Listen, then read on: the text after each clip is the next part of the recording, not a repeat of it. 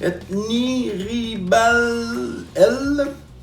Sectus ni sed. Hey, c'est pas évident à lire à l'envers. Hey, si j'étais un caméléon, là, je pourrais voir 360 degrés tout le tour de moi. Ça serait bien plus pratique. Salut! Je m'appelle Tommy Saint-Laurent. Je suis l'entomologiste du labyrinthe des insectes. Aujourd'hui, je vais te présenter le caméléon casqué du Yémen.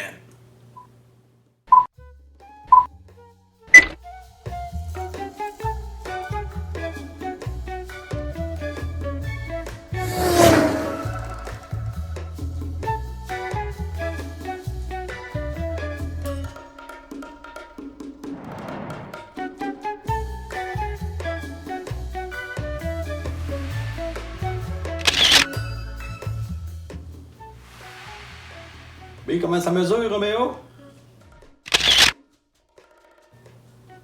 3 pouces? 3 pouces. Droit devant, Roméo! OK, Roméo! Plus vite! Plus vite! Ah ouais! Go!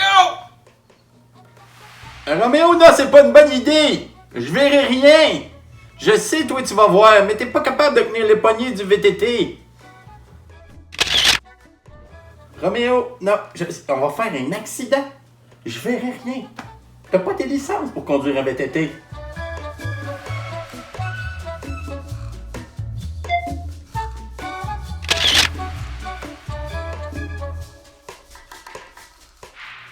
Moi, c'est une histoire de casque, cette affaire-là. Toi aussi, tu connais ça, les casques? Hein? Un Roméo.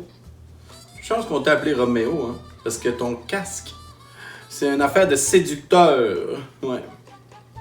Parce que, bon, moi je le sais, les casques, c'est plus pour nous protéger, nous autres, les humains. Mais toi, tu te sers de ton casque pour charmer les mademoiselles? Eh ben... Fait que Roméo et Juliette, mâle, femelle. Tu vois-tu la différence entre les casques? C'est les mâles qui ont des très grands casques. Les femelles ont des petits casques. Bah, c'est pas une raison pour les appeler hey, petit casque? Non, ben non. Mais ils ont le même âge. Sauf que la femelle est beaucoup plus petite que le mâle. Impressionnant quand même, hein? Et tu vois, les couleurs aussi sont différentes. C'est une stratégie un peu pour plaire à la mademoiselle Roméo et Juliette. Ouais.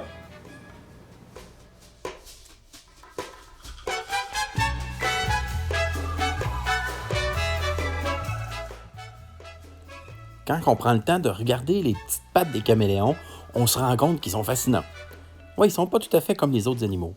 Par contre, ils ont quand même 5 doigts. 5 doigts avec des griffes qui fait que ça a l'air comme d'une paire de pinces. 3 griffes d'un côté, 2 griffes de l'autre. Bien sûr, sur la photo, il y a une griffe qu'on voit pas, mais ils ont bien 5 orteils. C'est-tu dangereux un caméléon? Ben oui, c'est dangereux. C'est dangereux pour les insectes. Ça mange même pas juste des insectes, hein, savais-tu? Ouais, ça peut manger même des grenouilles. Hey, c'est assez impressionnant, hein? C'est très carnivore. Un caméléon, c'est carnivore. Et puis, lui, il est gentil. Roméo a été habitué au très jeune âge au labyrinthe des insectes, heureusement. Parce qu'ils ont généralement un très mauvais caractère. Oui, quand on prend un caméléon, normalement, il va essayer de nous intimider en ouvrant la bouche. Ça ressemble à peu près à ça. C'est pas super joli, mais ils vont nous mordre rarement. Mais ils font beaucoup d'intimidation. Puis ils sont du genre à pas trop aimer qu'on les touche ou qu'on les déplace. Fait que dans la nature, si tu vois un caméléon, il est sûrement pas aussi gentil que Roméo. Laisse-moi dire de quoi. Fait que agressif, dangereux, bon. Ça peut mordre assez fort, sa bouche est conçue pour briser les carcasses des insectes qui sont les plus solides, mais ça pourrait peut-être un petit peu blesser la peau. Mais là, dire que c'est bien dangereux, je suis certain que tu t'es déjà fait plus mal que ce que ça pourrait te faire mal.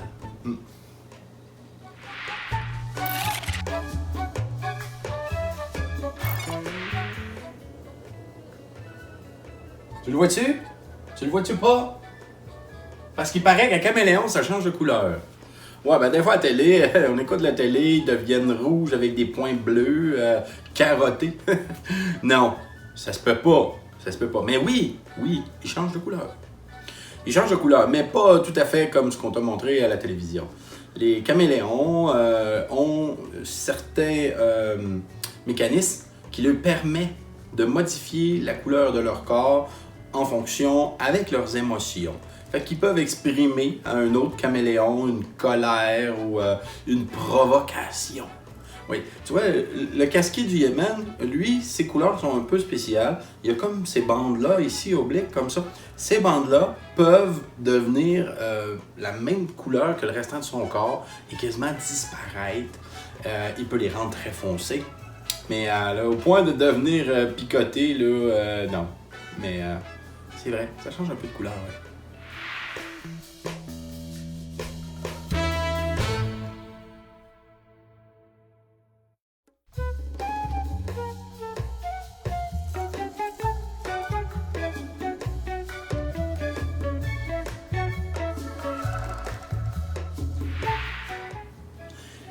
Dans les écosystèmes, les caméléons se confondent à perfection. Leur stratégie de camouflage est très efficace. 2, leurs déplacements sont très discrets. Les caméléons vont souvent en oscillant du devant vers le derrière pour se déplacer. Dans le cas de Roméo, on s'entend,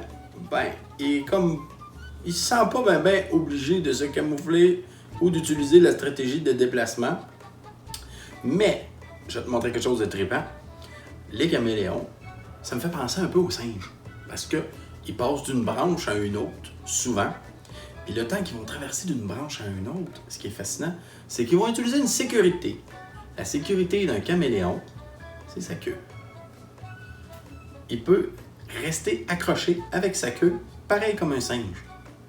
Et là, juste le temps de se rendre à l'autre endroit, il va... Il peut même remonter. Oh! Mais je pense qu'on est un petit peu trop gras. Abdominaux, oh là là! Non. Problème d'obésité caméléonique. J'invente des mots, mais le caméléon utilise sa queue comme ça, comme sécurité. C'est comme une corde d'escalade pour être sûr de ne pas tomber en bas de la falaise.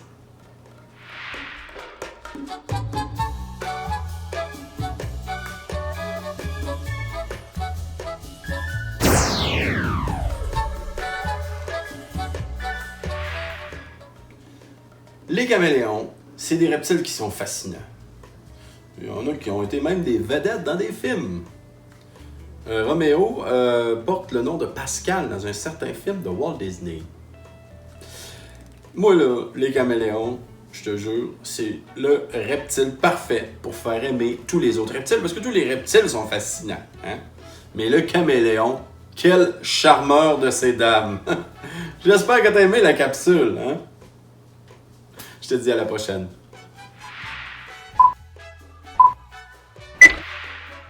Oublie pas de nous faire un beau petit pouce bleu et de t'abonner.